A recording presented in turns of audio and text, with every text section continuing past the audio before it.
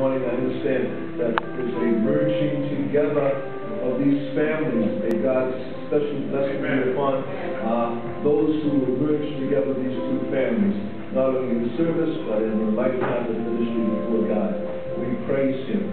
Our service today is going without any announcements.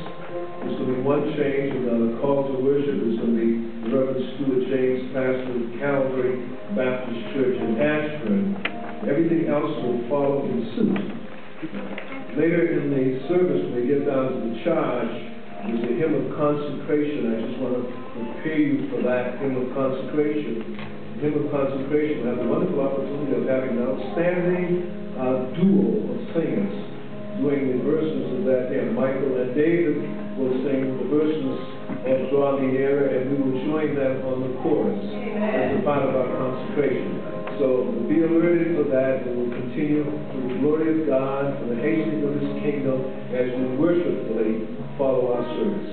In the name of Jesus Christ, Savior, and soon coming King. People of faith say amen. Amen.